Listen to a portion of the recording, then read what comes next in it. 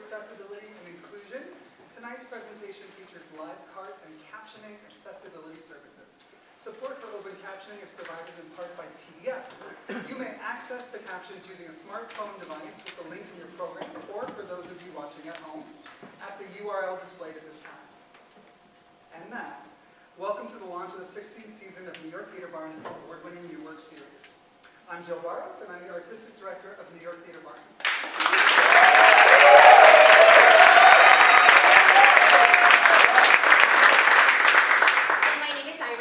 I'm the line producer for the New Work series up here.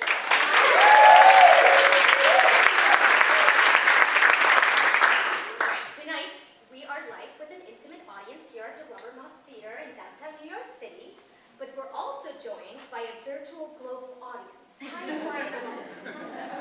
For the past 16 years, New York Theater Barn has created an inclusive home for original culture-shifting musicals during incubation. Since 2007, we've been providing space, funding, and a safe opportunity to experiment in front of live audiences, often for the first time. For artists, the support of New York Theater Barn means investment in process. For audiences, we offer a glimpse inside the blueprint of an original musical being developed in real time. We serve underrepresented artists and audiences in our commitment in anti-racist, equity, and anti-oppression ideologies. We believe that there's no formula for musical theater except authenticity. Last summer, New York Theater Barn launched Barn on Fire, a new summer residency on Fire Island for original musicals in development. Barn on Fire is a collaboration with the Fire Island Pines Arts Project, and Tony Award-winning director-choreographer Jerry Mitchell serves as a mentor to the lab's writers. This summer's residency will support 3 new musicals: The Bubble, King of Pangea, and one of the musicals you're going to see tonight, coming soon. Our imprint of Broadway Records, Theater Barn Records, will be releasing new concept albums this year, including Xena, Warrior Musical, a compilation album called New Musicals Mixtape, and Sueños, our American musical, featuring Lene Janao and Robbie Taylor. Yeah, and Lene Janao is starring on Broadway in Bad Cinderella. We've been collaborating with the New York Conservatory for Dramatic Arts on the development of the original musical Winner, and next month we'll produce a reading of the show performed by alumni of the Conservatory. Written by Nico Juber and Joe Barros. Winner is about a rigged high school election in 1999, which results in outing a closeted female-identifying couple. With out-of-the-box theatrics, we'll also be associate producing a production of Nico Juber's Millennials Are Killing Musicals, directed by Sierra Renee, and opening next month. Yeah, and Nico Juber's with us tonight. As is Steve Allen Black from the Fire Island Pines Arts Project. Tonight we'll take you inside the blueprint of 2 original musicals currently in development. We'll present a short excerpt of each show, followed by a conversation with the writers. We found that speaking in community with musical theater writers and their creative teams inevitably deepens the understanding of what a musical can be and celebrates the unique process that goes into creating each original story. Our first musical tonight is Coming Soon, a New Rock Musical. Coming Soon has book, music, and lyrics by Rachel Lark. So Maggie really loves Mark. And Mark really loves Maggie, but Maggie has a secret. She has been faking her orgasms for their entire 8-year relationship. With the help of her inner voices, Maggie goes on a wild adventure to pursue sexual satisfaction and finally stop faking it. Coming Soon invites audiences on an exploration of kink, queerness, non-monogamy, and healing from trauma. Tonight's presentation is directed by Rachel Lark, with music direction by Rachel Lark, and is produced in association with Ken Savage. And often we refer to them as Dart and Lark because, as you can see, it's a thing. The cast features Kuhu Verma, Brandon Calm, Morgan Dudley, and Alicia Umphris. Here is Coming Soon.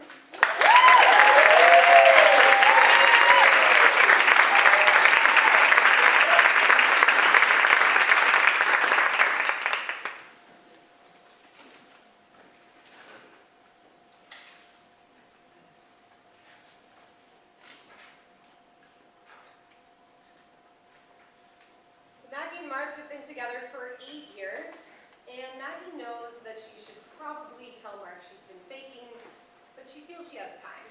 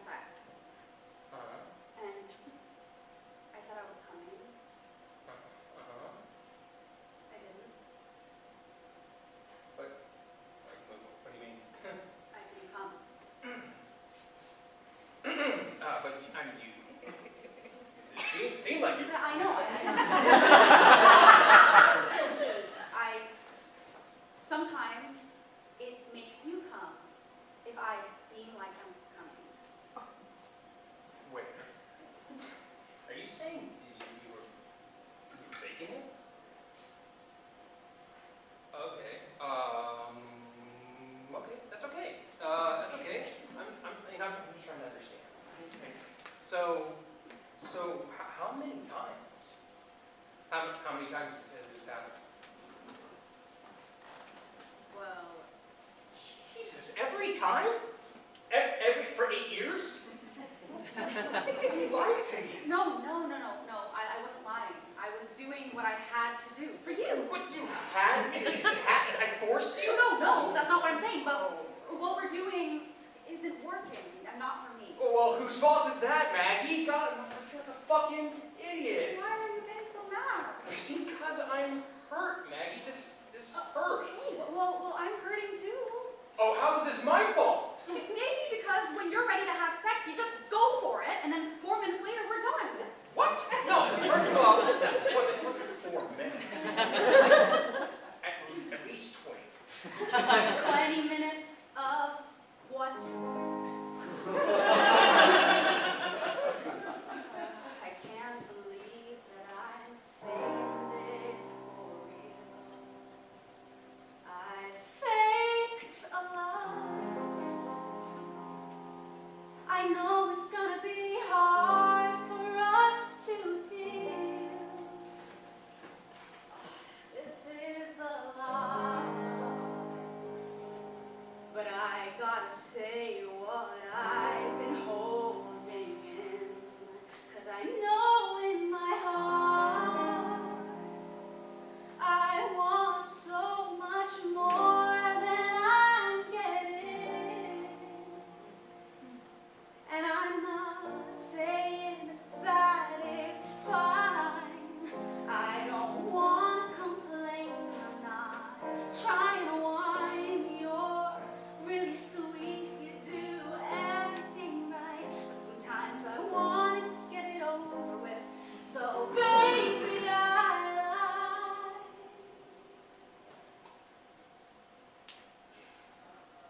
20 minutes of what?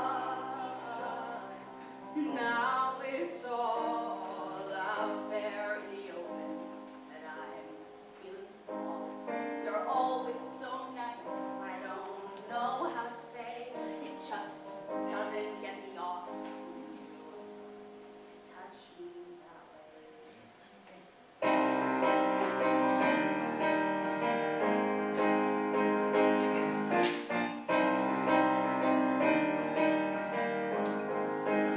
So you've been making this up. I feel humiliated. I feel insecure. Why would you do that? I felt so close to you and now I'm just not sure. What does this mean? Am I a monster or am I just inept?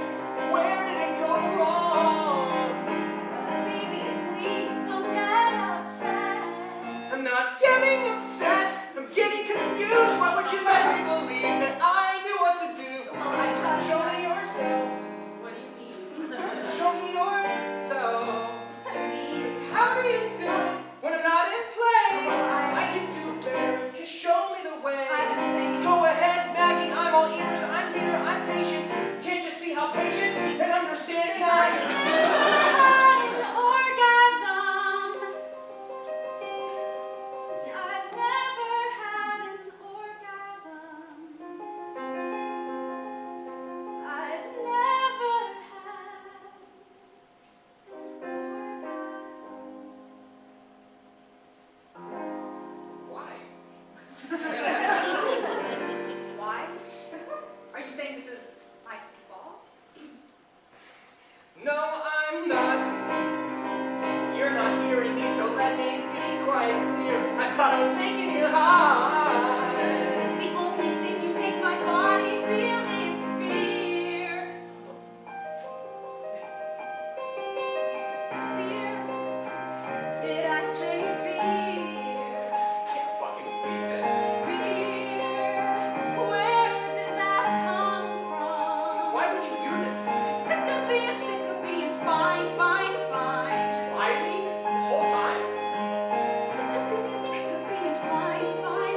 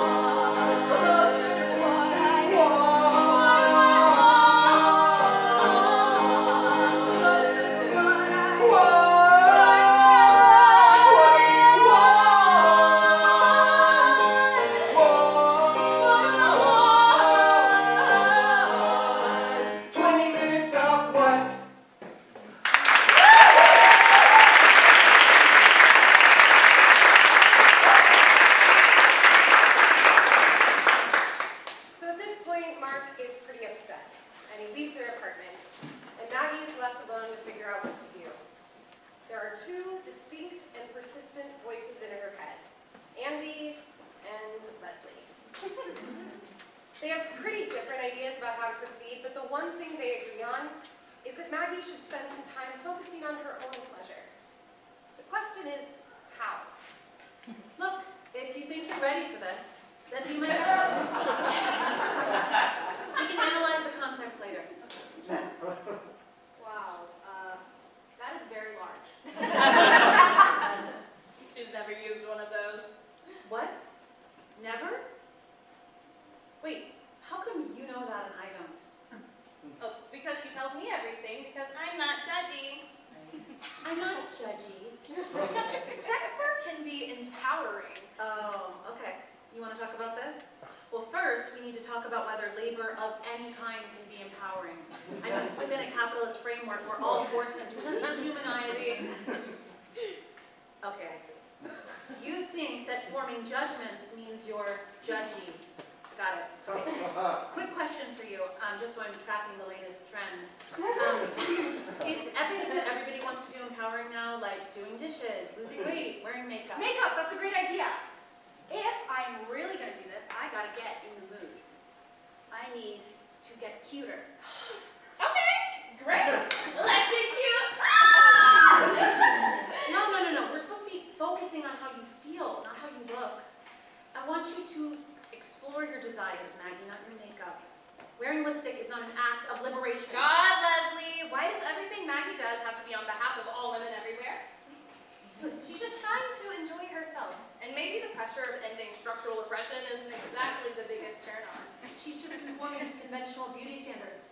Being a femme doesn't make you a bad feminist, Leslie. I mean, you couldn't possibly understand this as a straight woman. I'm queer too, Leslie. What? You are? Wait, Maggie, is everyone in your head queer? Are you sure you're straight? You don't have to figure that out right now. Okay, the only way that she'll really know what she wants is if she's actually in the driver's seat of her own pleasure. She's got to be in control. And why can't she be in control and look hot? Maggie emerges in a femdom outfit holding a writing prop. You mean something like this? Amazing. Okay, now this is what I'm here for. Femme domination. Now we're talking. Huh? Oh, you really don't read any of the books I pulled through, do you? Now, dressing up is okay if it's kink. Kink, like dungeons and roleplay and stuff? Is that what this is? I always thought that sounded kind of corny. Corny? No, this is intentionally pulling apart power structures within a consensual context and subverting them. This is not corny. It's deep. Look, we better pay attention to this. I mean, maybe before you start using this thing, you should fantasize. See where it goes. Come on, Leslie, that's actually a great idea. Oh my God, that's so kind of you to admit that I'm right. Oh, you're so welcome. Okay, next, I think it's time to get this dominatrix into a dungeon. The light shifts and Maggie finds herself in a dungeon. And now we are about to enter a fantasy inside of Maggie's head. So Brandon over here is no longer Mark right now. He is a fantasy. Meet Gerald. A seasoned submissive. Feel a little exposed in this latex raw. Feel a little bit powerful, feel a little cool. Feeling like I run this show. I feeling into the dance, feeling into the play. Feeling like we do just what I say. Feeling in control for once in my life. I don't need to pretend.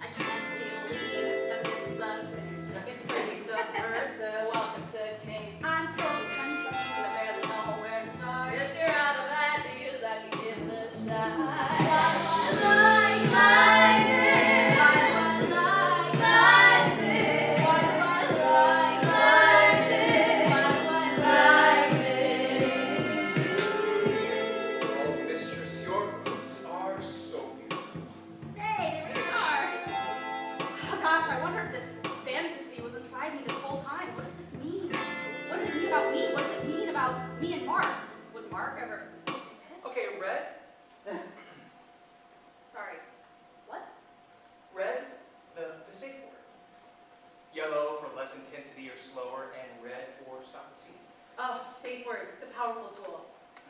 Oh, of course, yes. Yes, the safe word. That sounds useful. One of the greatest contributions of the kink community.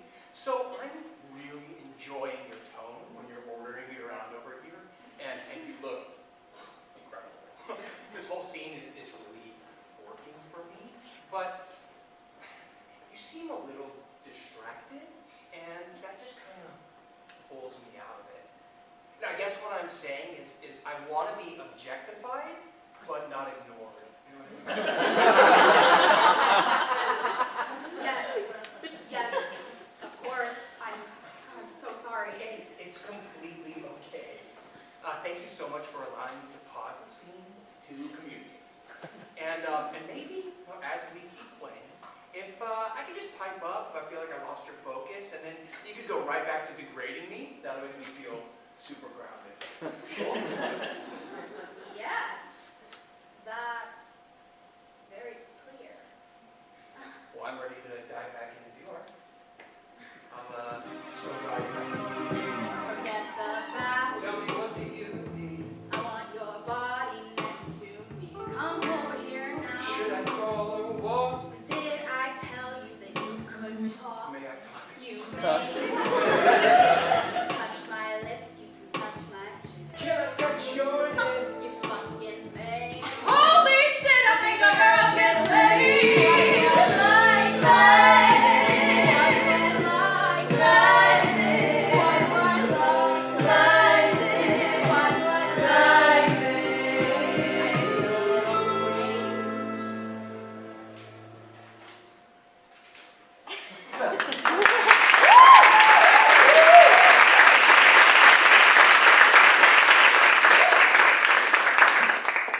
So the BDSM fantasy went okay. Maggie learned some things, but it didn't quite get her there for reasons that are still a little unclear to everyone. After a few more adventures that we don't have time to summarize here, Maggie finally feels more embodied, relaxed, and she's ready to try the vibrator. But she's a little intimidated. So she asks for a manual.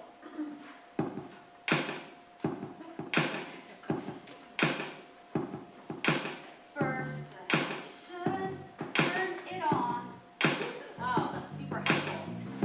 It simply plugs into the wall, but you should be careful. The manual says, don't place this object anywhere warm. The manual says, this is only for use on your shoulders, back, and arms. That doesn't mean ways to get over my hang-ups and moods. I bet there's no woman in all history who read this and thought this clears it up so nicely. I see. It has somehow turned on. Found a button. So I just put it on your twat.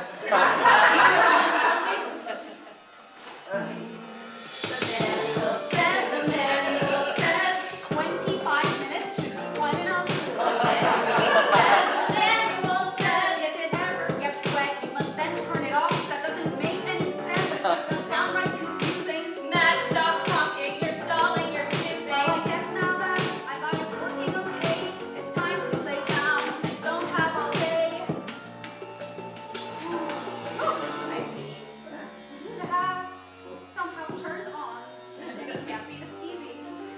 I'm kind of scared that it's too much.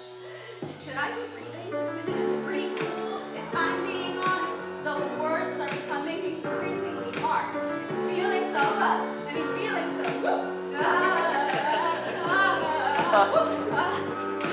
oh my God.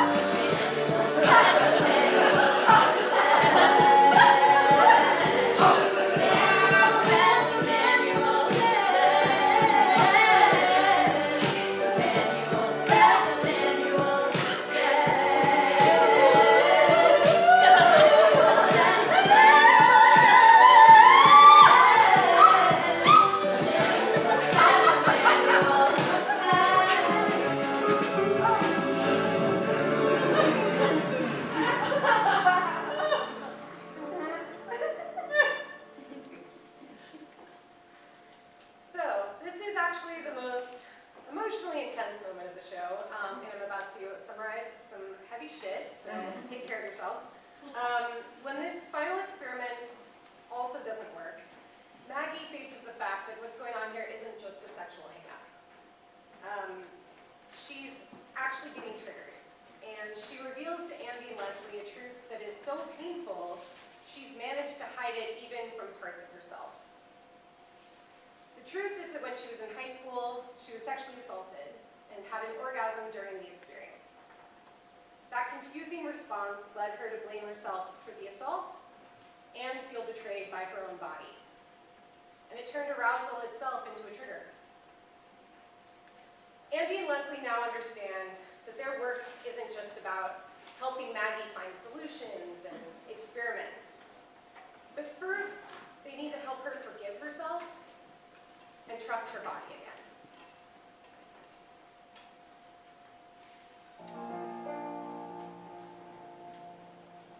It wasn't your drinking, it wasn't your thinking, it wasn't your body that did this to you. It wasn't your flirting that did all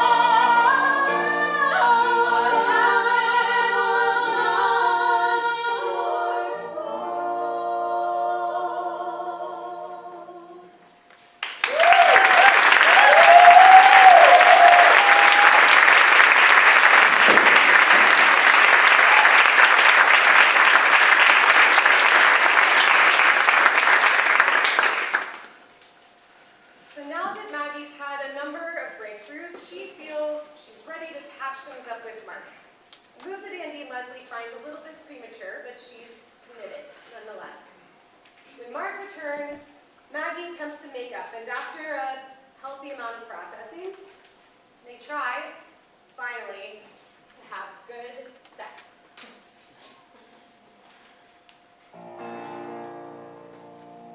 I'm trying hard to make this right. I'm concentrating on my breathing. Just relax. There's so much riding on this moment, and I can't escape my feelings. I just feel weird. I know that we can pull this off if we just focus on our breath. Just don't know how I'll get off like this. I feel like I'm a mess. Trying hard to make this hot. Concentrating on my breathing. Trust me, Mark, we can do anything if we're honest and brave. You really think that we can do this? Yes, I think I know the way, just follow my lead. I'll start expressing what I want, and when you're ready, you can tell me what you hear that turns you on. I'm trying hard to make this hot. Concentrating on my breathing. Should I jack off? Sure, go ahead. Should do whatever you need. Well, okay. But make sure you're doing your best to dig down deep and reach out far. I'm not getting hard. Who cares? Just breathe. I just did that a lot. Should I go down on you? What did I say? It's in your tone.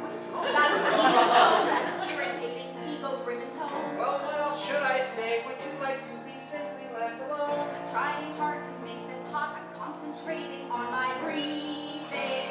Listen, Mark, I want more, so much more. I want to order you around. I want to see you on the ground. I want king and rope. Oh, and yoga stuff and breathing. I want toys and girls and power and sex that lasts longer than an hour. I want to play like I control you. There, I said it. What did you respond to? What should we pursue?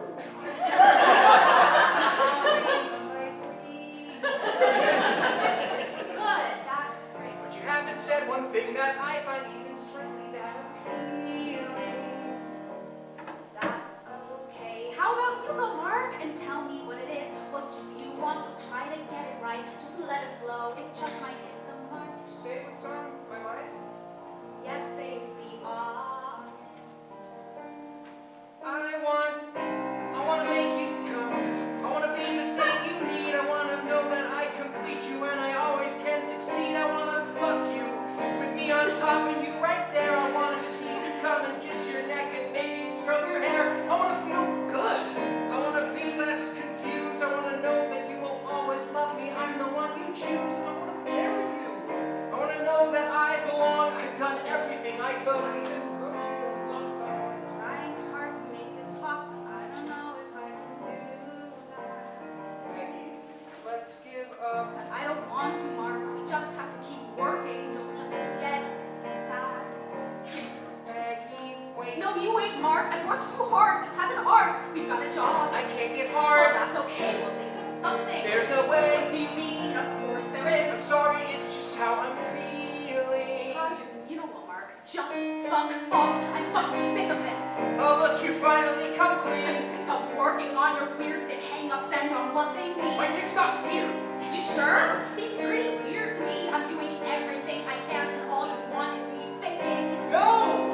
I want to feel like I might be important. You're entitled To some love? Sure, who isn't? to performance, not love. You want to show, you want me on my back. Is that so wrong? It's not me, don't you get it? It's an act. Well, play along, I know I have.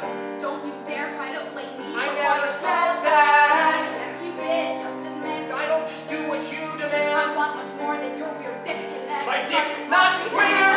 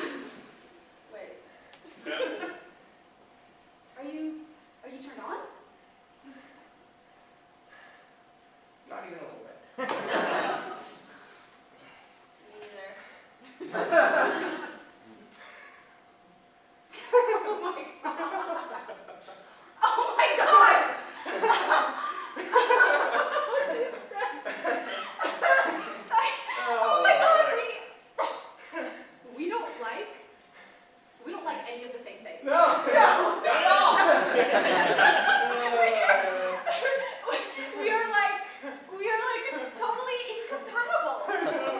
I know, and we just never knew because Because I was faking. you were thinking. I was faking. Yeah. I never thought. Well, that- we just never talked about this. Any of it. Any of it. Oh, man.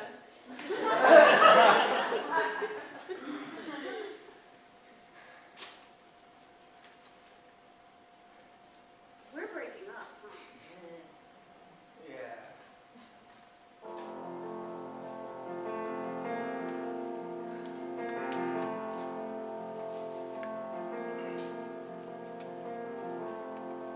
We sure had a damn good run.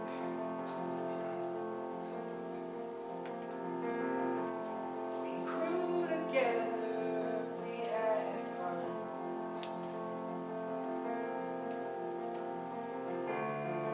Wouldn't trade one day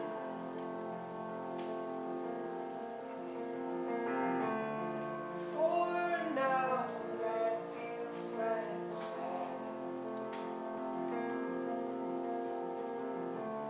But I guess we're done trying. It's time to go, and I guess I'll stop lying to myself, and I know we are not failing. We're just ready to move on. We're gonna end this way we've been, and then we can begin to learn who we've become. Because we've shared this time, we have to change so we can grow into the people we want to. One day we'll love again, and whoever else comes next, they'll have you to thank for who I am. Oh, for who I am. For who I am. For who I am. Oh, for who I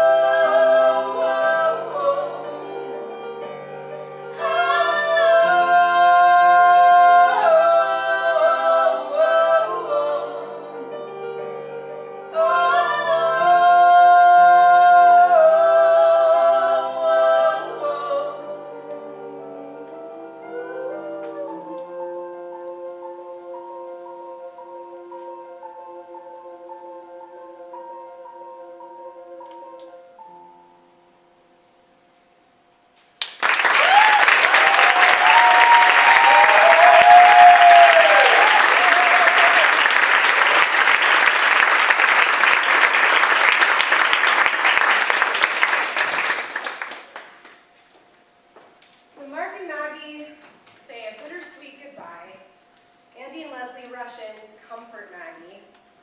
And finally, now that she's by herself, she can learn who she is without someone else. She decides to finally take the vibrator and have her orgasm, not for a relationship, but just for her. And in a big finale, she comes triumphantly.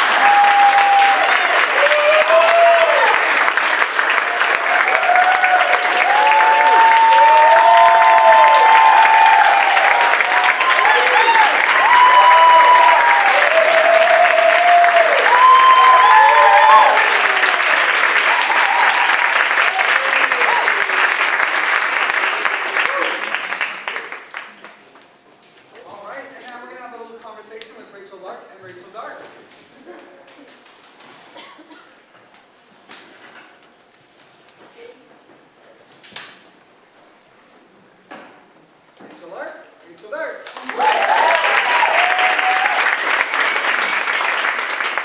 Beautiful. I'm going to go off script for 1 second. It reminded me that when the first time I heard this musical, I went like, Debbie Does Dallas meets Next to Normal. And it sort of had elements of that, and I really felt that today. Rachel Lark, you are an Oakland-based singer-songwriter. Your music has been featured on Billboard, Upworthy, Boing Boing, Salon.com, The Savage Love Cast, and more. Billboard said the singer-songwriter tackles some massive issues through her personal lens of razor-sharp satirical wit.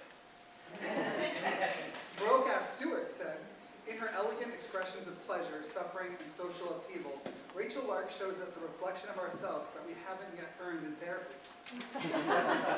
Your music has been a convergence point for queer, kink-positive, sex-positive, and polyamorous communities for almost a decade. And I had the opportunity to previously witness your work earlier this year at Ars Nova. It was especially inspiring to witness you breathe life into your own songs. So what made you turn your focus to musical theater, and why a musical?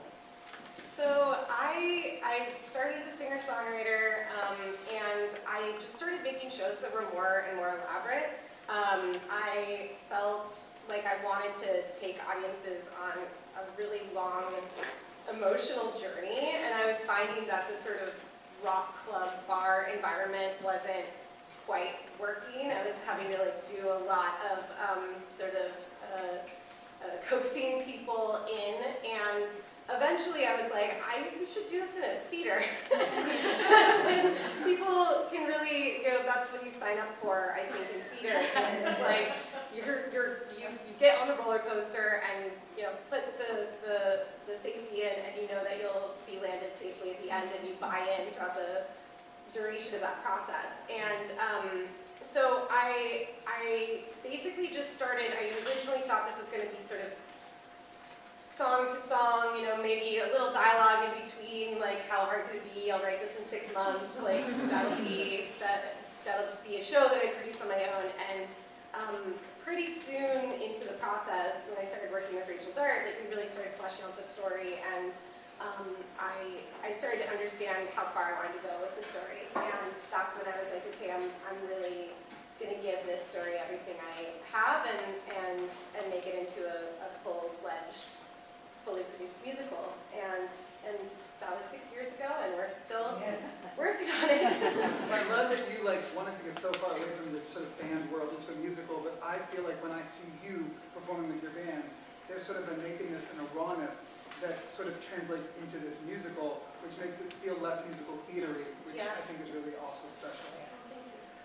You've written about sex and relationships for a while. Why did you choose to make a story about faking orgasms? Yeah, so this story really felt like a great, first of all, it's a very relatable story for a lot of people, and it's a very common story, but it also felt like a great metaphor for women's lack of access to their own pleasure generally. We needed a protagonist that had a mission, and we needed a lot, to cover a lot of topics about sort of the structural issues that get in the way of women's pleasure, the interpersonal issues that get in the way of women's pleasure, and then also trauma, which I feel like, it's a third of women have been sexually assaulted, but even the other 2/3 live with the threat of it, and there needed to be a way to sort of get at all of these things. And so that was what we thought was like a great access point to discussing all of these issues generally. And then when Rachel joined the team, she had all this expertise in this particular issue. You want to talk about? Yeah. So I, for about a decade, co-presented a workshop mostly at colleges that was very focused on sexuality and pleasure, specifically for people with vaginas, right? So it was because we tend to it tends to be a little more complicated for us to access our pleasure. So, I would speak to a room of 700 college students and show diagrams and talk about society and talk about vibrators and masturbation and all these things. So this musical is very, very close to my heart. And I think too that when we talk about faking orgasms, what we're really talking about is communication and asking for what we want and giving ourselves permission to ask for what we want. Beautifully said, thank you. Coming Soon had a developmental production directed by Rachel Dart at Z-Space in San Francisco and sold out its 2-week developmental run at the height of the COVID-19 pandemic. The San Francisco Chronicle gave Coming Soon its highest rating, calling it a must-see and the sex musical for both inhibited normies and kink veterans. What did you learn from this developmental production in the Bay Area? So much. So many things. Where to begin? Yeah, I mean, we learned, I think, first of all, it's just, things can look a certain way on the page and then you move them into space and it's a completely different thing sometimes. And, I mean, the process of a new musical is you're constantly sort of adjusting and rewriting in rehearsal. And so I feel like it almost felt like when we first saw it on its feet was me seeing the first real rough draft, you know? Yeah. Like, it was, I think it understood now what its story was, and, but also I was like, oh, now I know what show we're making. And so it's hard to say one thing that we learned because I feel like I'm like, oh, now I know how to make the show. Yeah. Any like specific things come to mind for Yeah, I you? think one thing we learned is we haven't quite cracked the opening number, which you did not see today, just because there's like so much ground that needs to be covered in that opening number in terms of specific characters and scene setting. I mean, opening numbers are very difficult to write, as I'm sure some of you can relate to that. So that's one thing, and just with like how do you stage like the inside of somebody's brain, like that was a big challenge for me, and like learning how to go from the like external reality, like inside Maggie's head and then back out again. That was definitely something that we learned a lot about. Definitely, yeah, and we learned, we had a space constraint that was really fun to work with, but could completely change depending on the space that we're at, because we had no wings, and we had no offstage. And so, like I was playing Maggie at the time, and the whole time, Maggie doesn't leave the stage once. And so we were like, how do we sneak water? Yeah. Like, how does this, Where does she there's change her nowhere to costume? go. Which was, yeah, it's fun. I mean, that's the stuff that gives you those tools to work with. So since we're talking about you working together, what does your collaboration look like in practice, and what is your process together?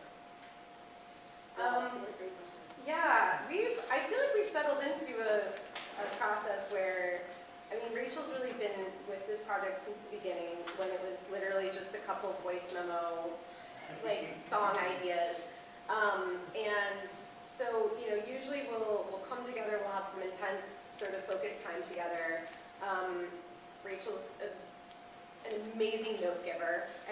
Everything sounds encouraging from her, everything, even major problems. So nice. Yeah, and we'll talk, and then I'll do a pass, and then Rachel will read it. When our producer Ken joined the team, he would also read it, and then they'll give me notes, and I'll sort of go back to work.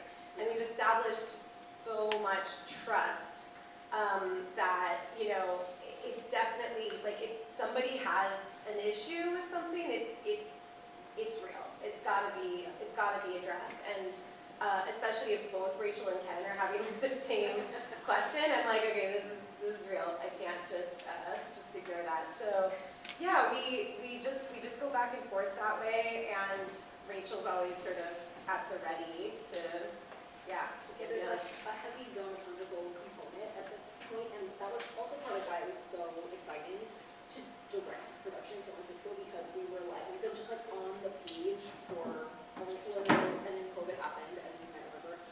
So we just had like so much of like development and like talking and reading and talking, and then to get to like flip it into 3D, we were just like, oh, fun! Yay!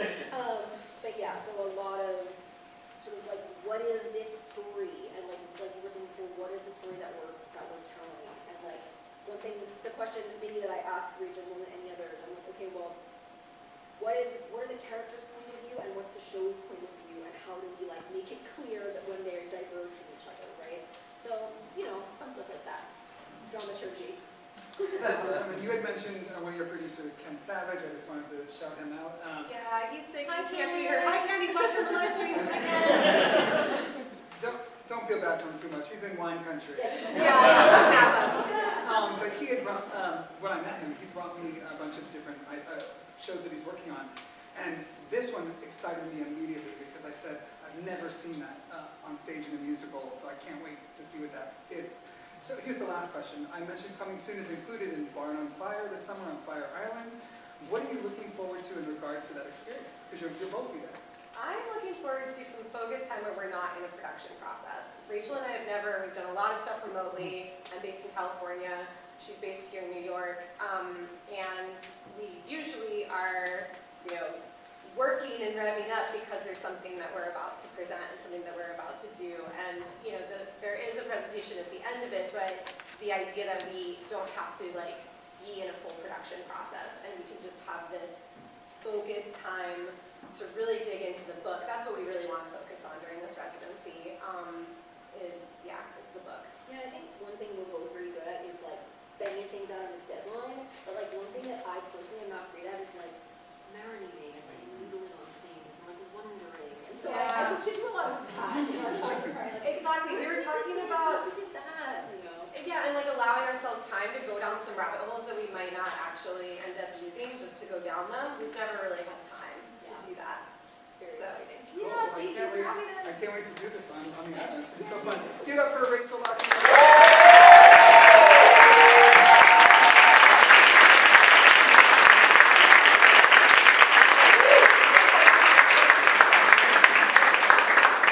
And now for something a little different. Our second musical tonight is Saint Sebastian. The show is book and lyric. Go for it.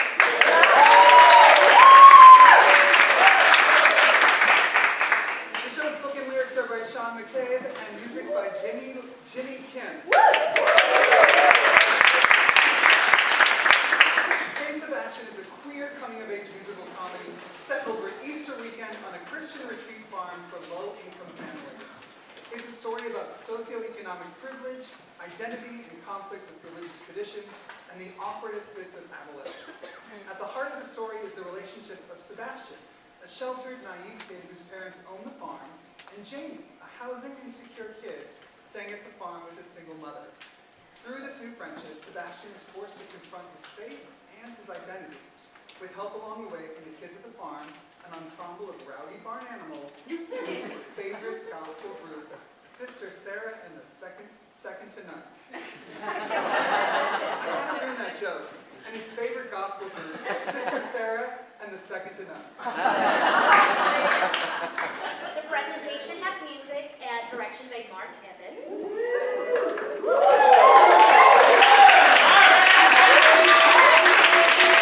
And the cast features Mike Cefalo, Oliver Prose, Claire Saunders, Maya Thomas, and students from the New York Conservatory for Dramatic Arts.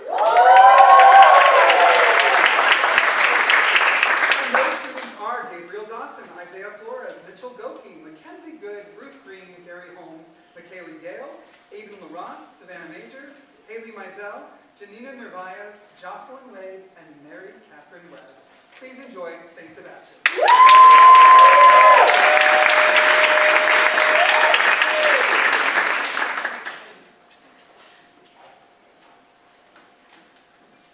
You are so lucky you live by the airport. I could watch these planes all day. I've never been outside the city. Really? Really? Maybe that one is flying to Mexico. I don't know. Could be. Maybe that one is flying to Paraguay. Who's to say? Not me. No, I've never been in the air. No, I've never been anywhere. Have you ever been on a plane? A few times, yeah. We went to New York for Christmas. Wow, what was that like? It was so cool! I mean,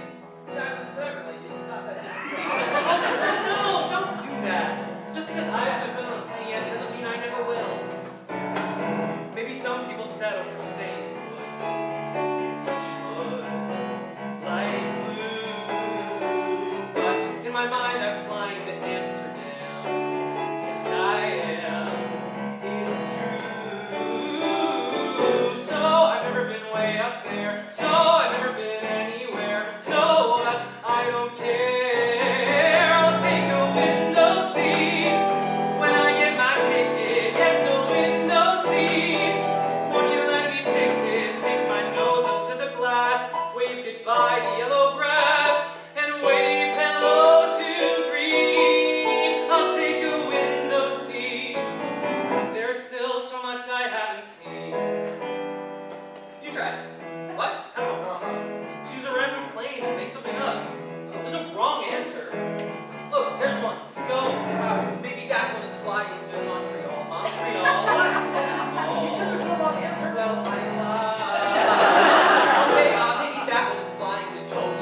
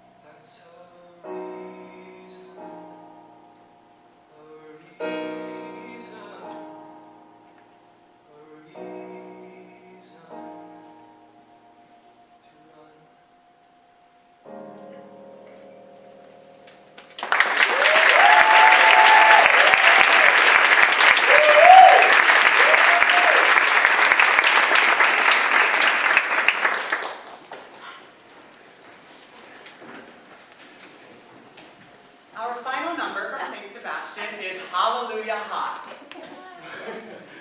When Father Bluger, the farm priest, decides that the annual Easter play is uninspired, he enlists Amy, who is a weekend lodger and budding thespian, to rewrite the story of Jesus' crucifixion for a modern audience. This play within a play opens Act 2 of St. Sebastian. So please enjoy Hallelujah High!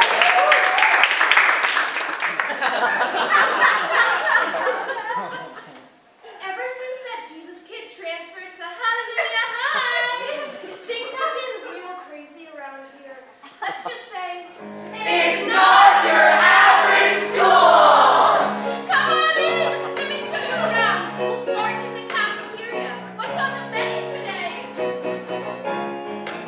Every dish is loaves and fishes. Hope you're hungry. Hallelujah High! Every dish is loaves and fishes. Yum, yum, yum, yum. Hallelujah high.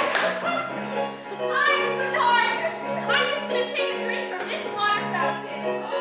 Whoa, that's not water. Jesus!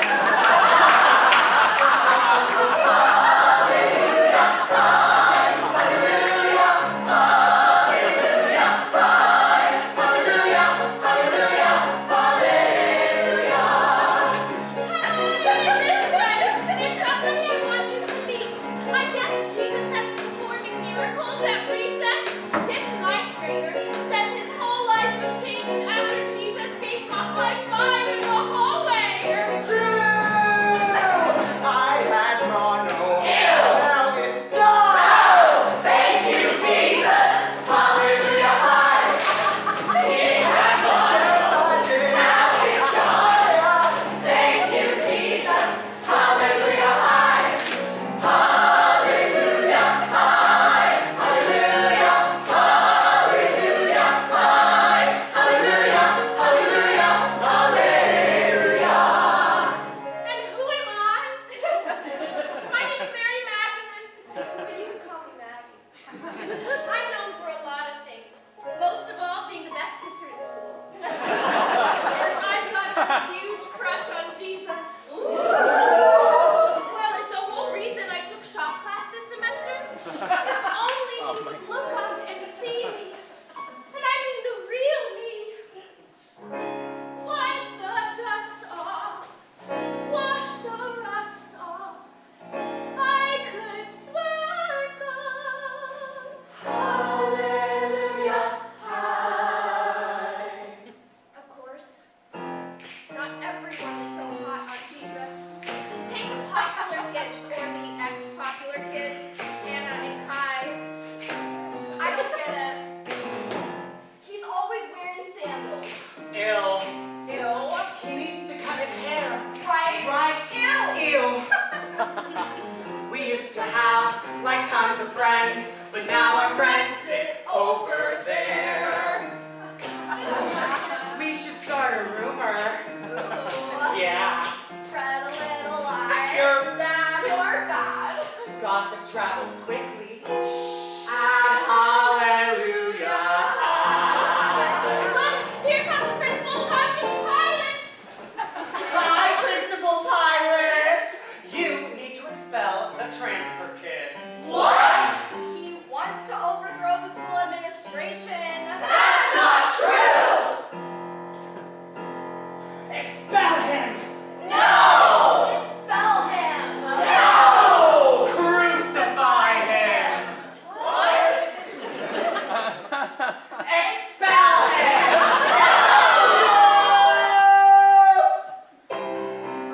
Hold yourself together, Pontius. Remember why you became a high school principal. The glimmer in Child's eye as she learned something new. What's a promise? Why do sparrows fly? I'll teach you, but I'm just one principal with the fate of this school in my hands. Hallelujah high.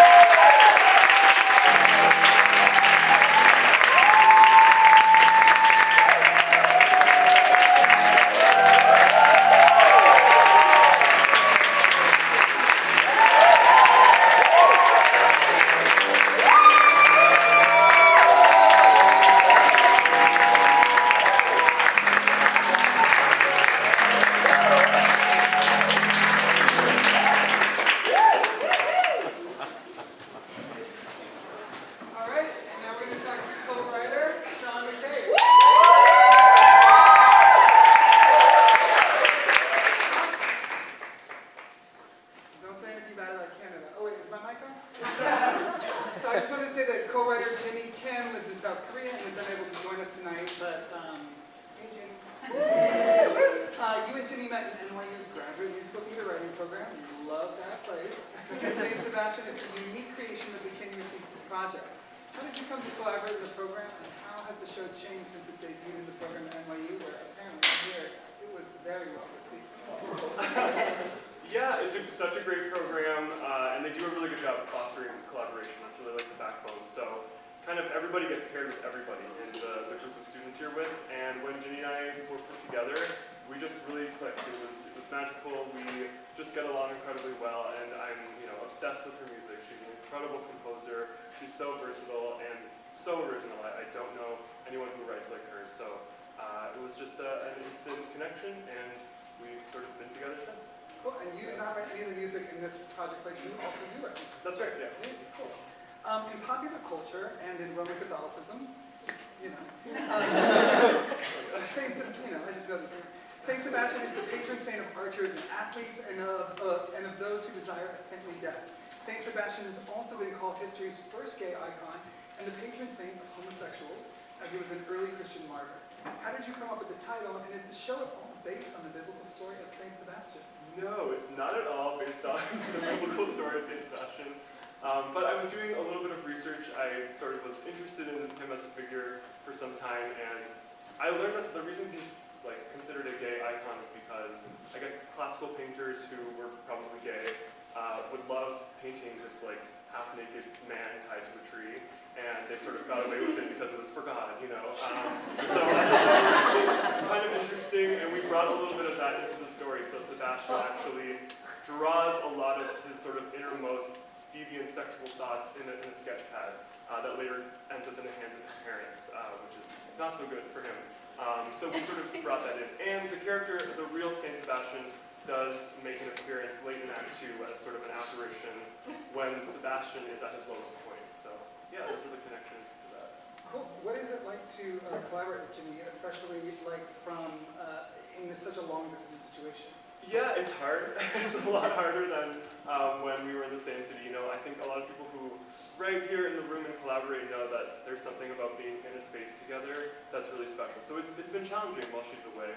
But the good thing about the show is we really had the bulk of it done before she left. So now it's really fun to just tweak and edit. We'll review what happened tonight, and that's new information for us. And that kind of stuff we can do while we're apart. But it's tricky, and the time difference is not helpful at all. But we make the time, so.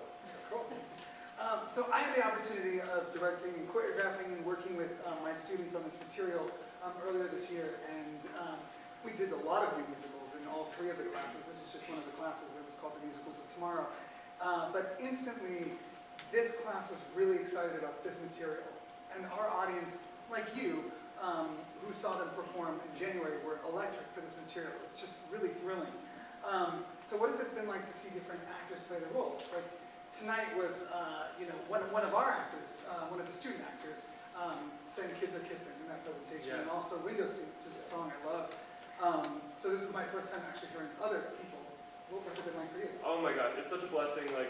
I think it's probably my favorite part about theater is collaborating. It's so fun. In this experience, these songs have been written for some time. So this particular iteration, it was all about the actors and the collaboration, and we got to just sit back and sort of let them work, and that is so exciting to me. I love that, we are all equal, we are all as important, and everything that they bring is amazing. We've been blessed with incredible casts every iteration that we've done of it over the years, and I don't know how we've gotten so lucky, and it's been really amazing to see them grow, and both of the men up here tonight, Oliver Prose and Mike Cefalo, have both played Sebastian in different versions, and they're both making their Broadway debut in New York, New York.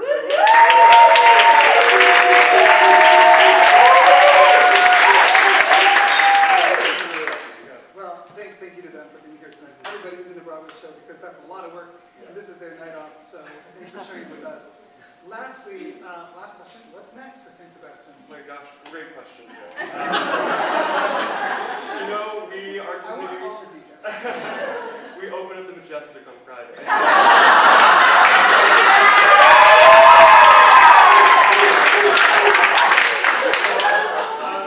don't.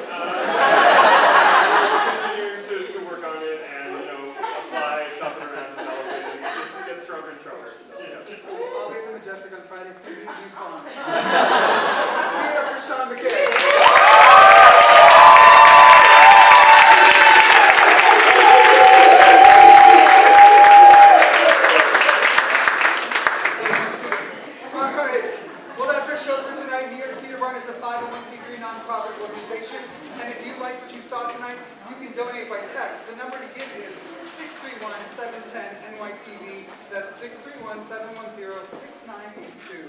Or you can make a donation on our website at nytheaterbarn.org/give. We have a small but dedicated team who make a lot happen with very little and always deliver high-quality work. Since gratitude is the attitude, I wanted to thank the Newark Series line producer, Iris Rodrigo. Managing Director, Kate Trammell. Artistic Associate, Pals Mox, who lives in Seattle. Incredible staff and board of directors, some of whom are here tonight, Inclusive Communication Services, and you for being here. Thank you for supporting live theater and the development of original musicals. Good night.